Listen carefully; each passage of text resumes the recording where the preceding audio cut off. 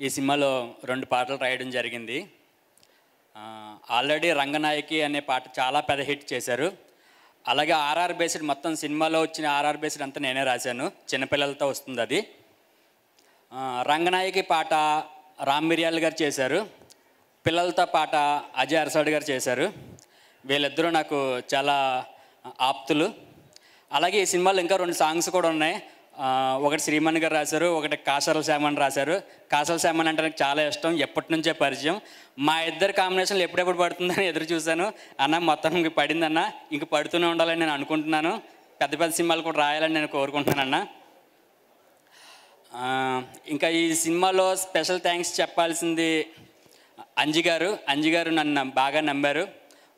అలాగే మన బన్నీవాస్ గారు కాల్ చేసి ఇందులో ఒక పాట రాయాలి, చాలా బాగుంటుంది సిచ్యువేషన్, ఇవన్నీ డైరెక్టర్ గారు చెప్తారంటే నేను వచ్చాను ఆఫీస్కి. అంజి గారు మొత్తం అంతా నేరేట్ చేశారు. చాలా ఆయన అడిగింది ఏంటంటే ఇందులో మీనింగే ఉండొద్దని అన్నారు. నాకు అర్థం కాలేదు. ఇదేంటి ఫస్ట్ నన్ను పిలిచేది ఎప్పుడో అందరూ నన్ను మీనింగ్ అడుగుతూ ఉంటారు, మీరేంటండి మీనింగే వద్దంటున్నారంటే నాకు అలా ఫంకీగా కావాలి అన్నారు. బట్ ఓవరాల్గా నేను మీనింగ్తోనే రాశాను 'రంగనాయకి' పాట. ఎనీహో గీతా ఆర్ట్స్లో చేయాలని ఎవరికైనా డ్రీమ్ ఉంటుంది.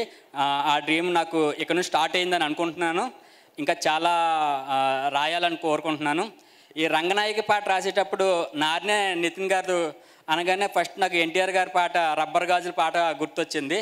ఆ బేస్ సాంగ్ అది నేను మైండ్లో పెట్టుకొని ఆ ఫోర్స్డ్గా వర్డ్స్ ఇందులో ఉండాలి అని పర్టికులర్గా 'రంగనాయకి' పాట అంత మాస్ టింజుంజిల్లాగా నేను ప్లాన్ చేశాను.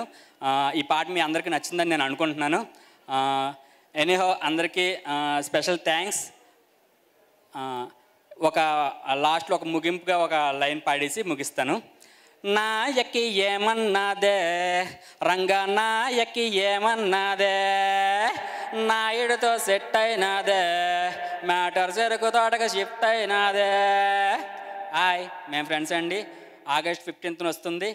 అందరూ థియేటర్కి వెళ్ళి చూడండి. ఇది చాలా ఫన్ రైడ్ ఉంటుంది, చాలా బాగుంటుంది. Thank you all.